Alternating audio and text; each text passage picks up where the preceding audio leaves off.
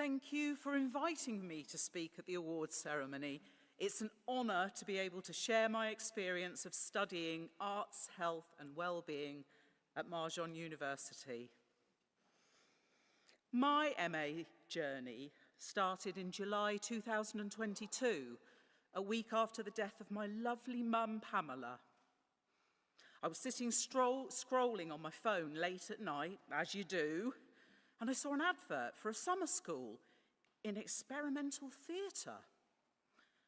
This was a long weekend on the Rhine Peninsula, organised by Dr. Natalie Raven from Marjon University.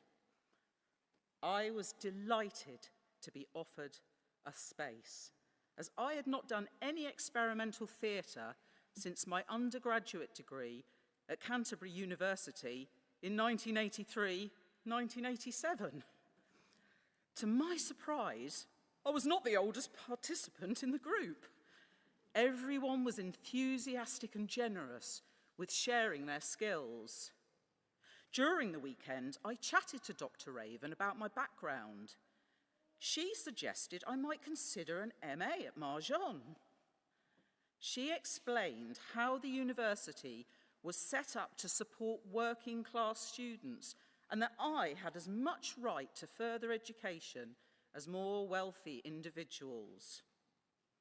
In September 2022, I attended an open day at Marjon where I planned to enrol on the MA in experimental theatre, but a chance meeting with Dr.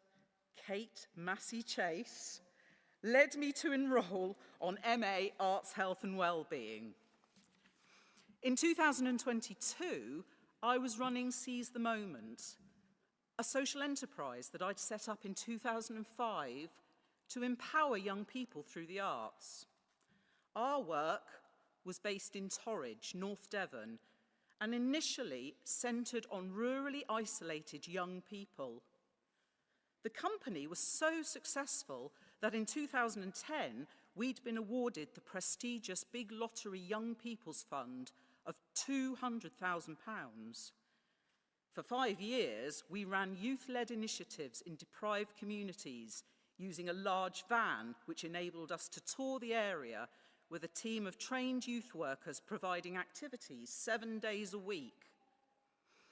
After this project ended, we diversified our work at the request of our members to train young people to prepare them for work.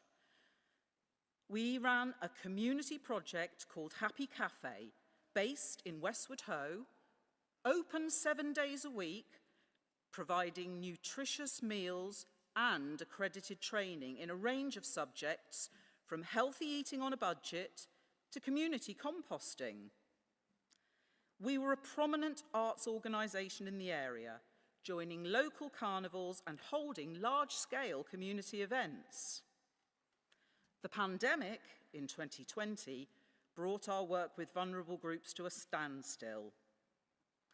Rather than spend the company reserve funds, I took part-time work and we put the company on hold until the restrictions were fully lifted in 2022. When we reopened, I was working through my bereavement and loss. We appointed a new director who unfortunately did not share the company ethos, and without warning, this person obtained a code from Companies House which enabled her to change the registered address and take control. A series of incidents followed whereby I was bullied and harassed by the people who'd taken my company. When I joined the MA in September 2023, I was suffering from chronic post-traumatic stress and was struggling with disassociation.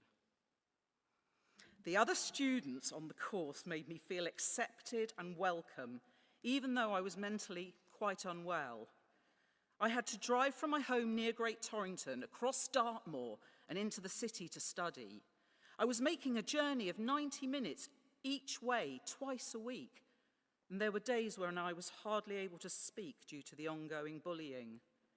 I did not want to let my anger and hurt spill out to jeopardise the enjoyment of the MA.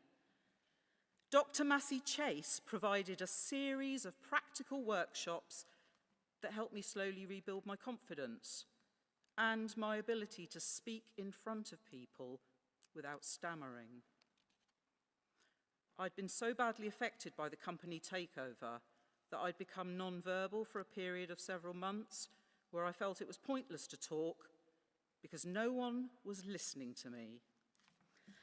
The first cohort of Arts, Health and Wellbeing quietly accepted my grief and allowed me the space to rebuild my cognitive capacity. I struggled badly in the second term because at that point my NHS counselling had started.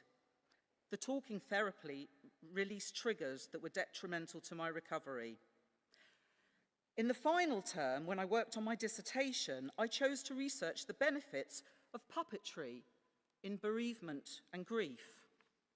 This work was my cure. I spent time working with the North Devon charity Families in Grief. And through this work, I wrote a new piece of theatre, The Fairy Who Wanted to Fly.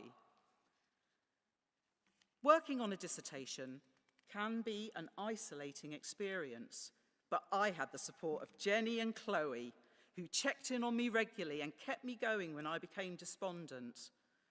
I should add that the bullying by my former company continued throughout this process, and all attempts at mediation were rejected.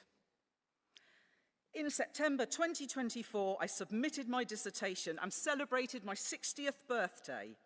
My results were announced in December 2024, and I'm delighted to say I received a merit.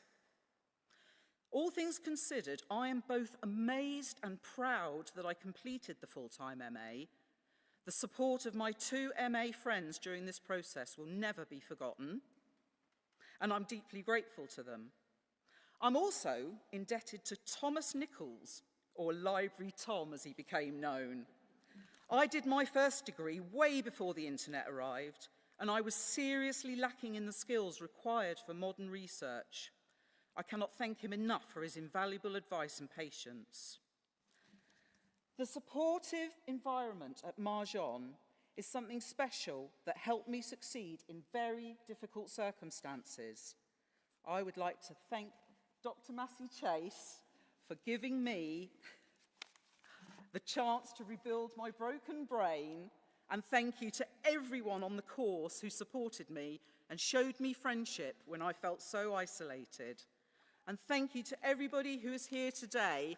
Marjon is a wonderful university that's given me a second chance. Thank you.